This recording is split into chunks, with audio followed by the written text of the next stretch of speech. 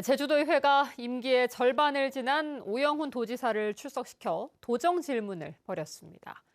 도정 질문 첫날부터 리조트 밀실 면담 의혹과 제2공항 문제로 충돌이 일면서 도지사가 사과하는 일까지 벌어졌습니다. 보도에 조인호 기자입니다. 최근 오영훈 제주도지사가 방문해 중국인 업체 대표와 콘도 객실 안에서 점심 식사를 하면서 밀실 면담 논란이 일었던 중국 백통신원 리조트. 해당 리조트는 투자 계획은 절반으로 축소하고 세금 감면 혜택만 받아 논란이 일었던 곳인데 도지사가 왜 갔었냐는 질문이 도의회에서 나왔습니다. 과연 이 업체가 제주도에 어떤 기여를 했기 때문에 우리 지사님께서 공무원분들을 11명이나 대동하고 그것도 현수막까지 건 상태에서 방문했을까? 오영훈 지사는 자신이 어떤 특혜를 줬는지 의혹의 실체를 밝히라며 명예훼손이라는 표현을 쓰면서 불편한 심경을 드러냈습니다. 그 내용을 제기를 하는 게 의혹제기이지 이렇게 면전에서 공개적인 방식으로 저한테 아무런 근거 없이 얘기한다는 것은 문제가 있다고 보고 저는 명예훼손에 들 수도 있다고 생각을 합니다. 결국 두 사람의 충돌은 제2공항 문제로 이어진 뒤 감정 대립으로 폭발하고 말았습니다. 지금 현재도 찬성이 아니다, 반대도 아니다. 그러면 정부에서 어떻게 판단을 하겠습니까? 고시가 필요하다라고 주장하는 것을 해석하지도 못하면 그건 지적 수준이 문제가 있는 거 아니겠습니까? 뭐라고요? 예? 아니 고시가 필요하다고 제가 얘기를 방금 했지 뭐라고 않습니까? 하셨습니까? 예? 뭐에 문제가 있다고요? 제가 저 귀를 좀 의심해서 제가 사과드리겠습니다. 뭐라고 하시는지 말씀하시고 사과해 주십시오. 지적 수준에 대한 문제 제기는 제가 사과드리겠습니다. 국민의힘 도의원들은 백통신원 리조트에 감면해준 세금을 추징하지 못한 것도 문제가 있다며 오영훈 지사에게 따져 물었습니다. 한편 오영훈 지사는 연내 실시가 목표였던 기초자치단체 주민투표는 행안부의 검토가 늦어지면 늦출 수도 있고 차고지 증명제를 폐지하자는 주장에 대해서는 개선 방안을 마련하겠다고 밝혔습니다. MBC 뉴스 조인호입니다. 정부가 제주형 기초자치단체 도입과 관광청 신설에 대해 부정적 입장을 밝혔습니다. 행정안전부는 국회에 제출한 제주특별법 개정안 검토 보고서에서 기초자치단체 설치는 국제자유도시의 효율적 추진과 지역사회 공감대, 기초단체 설치 비용 등을 종합적으로 고려해 신중하게 추진될 필요가 있다고 밝혔습니다. 행안부는 정부조직법 개정안 검토 보고서에서 관광청이 신설되면 문화예술 체육 분야와 연계된 시너지 효과가 약화될 수 있다고 밝혔고 문화체육관광부도 관광은 다양한 부처가 연계된 종합산업이라며 부정적인 입장을 밝혔습니다. 제주도와 더불어민주당이 오는 6일 제주도청에서 예산정책협의회를 엽니다. 협의회에는 박찬대 민주당 원내대표와 진성준 정책위 의장 등이 참석할 예정이지만 이재명 대표는 공판 일정 때문에 불참할 것으로 알려졌습니다.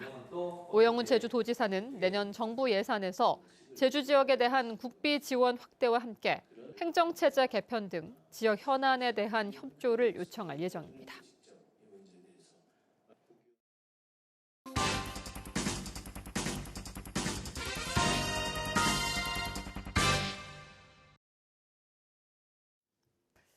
예, 50년 넘게 외부 자본에 의존하는 대규모 관광개발 정책이 추진된 결과 여러 부작용이 나타나고 있다는 내용을 전해드렸는데요. 제주도가 이미 9년 전에 이런 문제를 인정하고 지역 주민과 마을이 주도하는 사업을 추진하겠다고 공식 발표했는데 어찌된 일인지 한 번도 추진되지 않았습니다. 송원일 기자가 보도합니다. 최근 젊은 세대에게 인기 여행지로 떠오른 제주시 구좌읍 새와리. 지난해에는 유엔이 선정한 세계 최우수 관광마을에 뽑혔습니다. 해녀들이 바다에서 작업하는 물질을 직접 해보고 해녀 밥상 같은 독특한 문화를 체험할 수 있다는 점이 인기 비결. 마을 주민 400여 명이 협동조합을 만들어 숙박시설과 카페, 워케이션 프로그램까지 계속 사업을 넓히고 있습니다. 최근 마을 여행이 인기를 끌면서 세와리처럼 관광 사업에 도전하는 마을들이 늘고 있습니다. 그러나 초기 시설 확충에 드는 예산과 전문 인력 확보는 풀어야 할 숙제입니다. 마을 관광을 하려고 하는 곳들이 숙박 공간이 부족하기 때문에 체류형 관광에 조금 한계가 있습니다. 마을 다음을 조금 느낄 수 있는 숙박 공간이 필요로 하는데 일단 공간과 예산에 조금 이제 어려운 점이 있습니다. 제주도는 이미 9년 전에 마을 기업이 안고 있는 문제를 해결하기 위한 정책을 마련했습니다. 2015년 1월 7일자 제주도 보도자료입니다. 주민과 향토 기업이 주도하는 특별개발 우대 사업을 본격 추진한다고 발표했습니다. 마을이 주도하는 사업이라고 해서 VIP 사업이라는 이름까지 붙였습니다. 그동안 제주도의 투자 정책이 외부 자본에 의존해 이 제도가 거의 활용되지 못했다며 시범 성공 사례를 창출해 사업을 확대하겠다고 밝혔습니다. 당시 도내외 언론들도 주민과 향토 기업을 지원하는 특별개발 우대 사업에 대한 기사를 쏟아냈습니다. 그러나 공식 언론 브리핑까지 하면서 의지를 보였던 사업은 어찌된 일인지 이후 추진되지 않았습니다. 관련된 서류들 있는지 우리 막 문서로 찾아 좀 보긴 했거든요. 근데 그런 것들은 좀 보이질 않아서 자료를 아무리 찾아봐도 좀 없긴 없었습니다.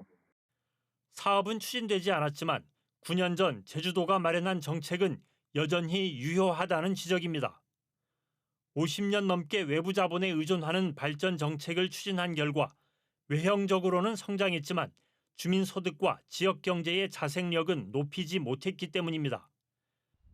이에 따라 도민 자본을 키우고 도민이 주도적으로 참여하는 이른바 내생적 발전 정책을 추진해 지역 경제의 자생력을 높여야 한다는 요구가 커지고 있습니다. 내생적 발전은 투자 이익이 다시 지역에 재투자가 되는 것이고, 외생적 발전은 그 투자 이익이 외부로 유출되기 때문에 재투자되는 효과가 없는 것이죠. 외부 자본에 의존하는 대규모 관광 개발 정책에 대해 이대로는 곤란하다는 공감대가 확산하고 있습니다. 내부 자본을 키우기 위한 새로운 대안을 마련해 추진하려는 제주도정의 의지가 어느 때보다 중요해졌습니다. MBC 뉴스 송원일입니다.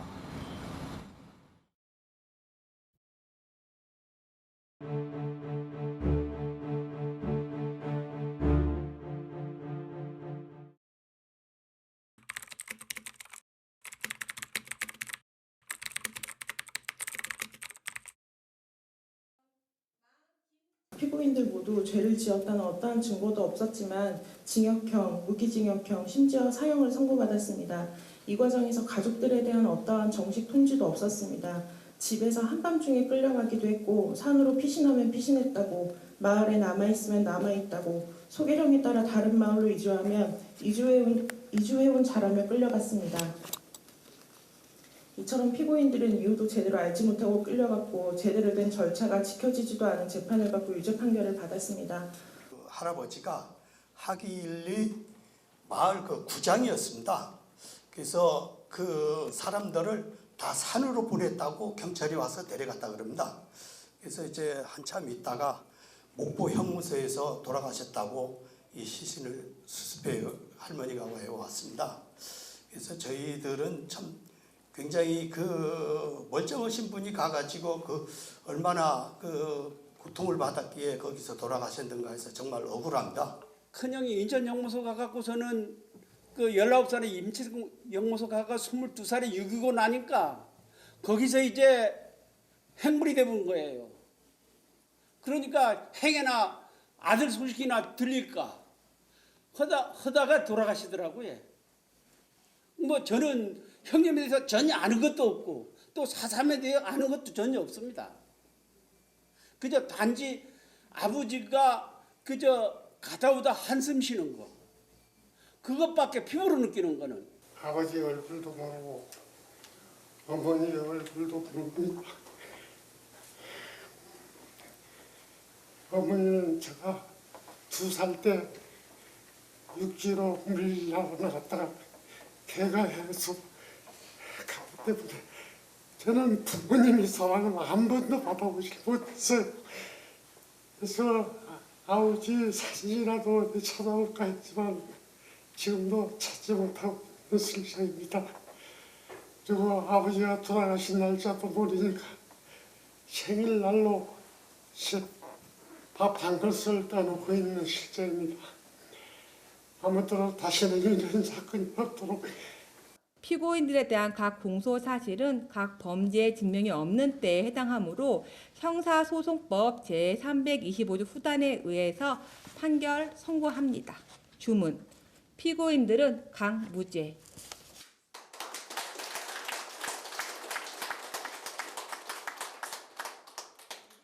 그대 가는 그 길이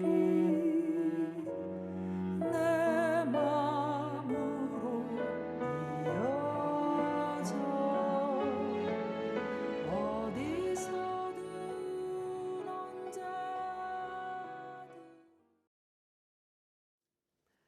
제주 북부의 열대야 일수가 역대 최다 기록을 갈아치웠습니다. 제주지방기상청에 따르면 제주 북부의 오늘 아침 최저 기온이 26도로 이틀 만에 다시 열대야가 관측되면서 올여름 열대야 일수가 57일을 기록해 기존 최다 일수인 지난 2022년 56일을 넘어섰습니다. 제주 남부도 밤사이 최저 기온이 25.7도로 열대야가 이어져 열대야 일수가 51일로 역대 3위를 기록하고 있습니다. 한편 오늘 제주는 폭염특보가 모두 해제된 가운데 제주시 낮 최고 기온이 33도까지 올랐고 내일까지 곳에 따라 최고 40mm의 비가 오겠다고 기상청은 예보했습니다. 올해 노지감귤 열매가 터지는 열과 발생률이 늘어난 것으로 나타났습니다. 제주도 농업기술원에 따르면 도내 6곳의 감귤과원에서 표본 조사한 결과 열과율이 10.1%를 기록해 지난주 5.7%보다 증가했습니다. 특히 한림과 대정 등 서부 지역의 열과율은 18%로 가장 높았고 서귀포시가 13.2%로 뒤를 이었습니다. 제주도 농업기술원은 7월 하순 이후 강한 햇빛과 고온 현상이 이어진 데다 감귤 껍질이 얇아진 상태에서 태풍 종다리가 비를 뿌리면서 열매 터짐 현상이 늘어난 것으로 분석했습니다. 제주공항에서 대한항공 항공기의 비상탈출용 장치가 작동하는 사고가 발생했습니다. 오늘 오후 3시 반쯤 제주공항에 도착한 대한항공 KE1131편에 앞문 비상탈출 슬라이드가 펼쳐지면서 승객들이 불편을 겪었습니다. 이 사고로 연결편인 제주발 김포행 항공기 교체가 이뤄지면서 운항 차질도 이어졌습니다. 농어촌 민박 사업장 표시와 숙박요금 등을 제대로 게시하지 않은 숙박업소가 적발됐습니다. 제주도 자치경찰단은 지난 한 달 동안 도내 숙박업소 127곳을 점검한 결과 농어촌 민박 사업장임을 나타내는 표시를 하지 않은 혐의로 2곳을 적발해 관련 기관에 통보했습니다. 또 신고 확인증과 요금표를 게시하지 않은 숙박업소 15곳도 적발해 현장 지도를 실시했습니다. 가을을 맞아 제주에서 다양한 스포츠 대회가 개최됩니다. 제주도에 따르면 오는 6일 개막하는 2024 동아시아 보디빌딩 피트니스 선수권 대회와 오는 10일 열리는 추계 전국 대학 남녀 유도 대회 등 이달 33개의 스포츠 대회가 열립니다. 국제대회와 전국대회가 잇따르면서 이달 열리는 대회에만 11,000여 명의 선수단이 제주를 찾을 것으로 보여 관련 산업 활성화에도 도움이 될 것으로 전망됩니다. 추석 연휴에 제주를 찾은 관광객들이 제과점과 부속섬을 가는 항구를 많이 찾는 것으로 나타났습니다. 제주도와 제주관광공사가 지난해 추석 연휴인 9월 27일부터 일주일 동안 내국인 관광객의 내비게이션 데이터를 분석한 결과 제과점 방문이 전년 추석 연휴보다 53% 늘었고 항구가 44%로 그 뒤를 이었습니다. 지난해 추석 연휴 동안 제주를 찾은 내국인 관광객의 총 소비 금액은 632억 8,700만 원으로 전년 추석 연휴보다 5.9% 증가했습니다. 뉴스데스크 제주였습니다. 시청해주신 여러분 고맙습니다.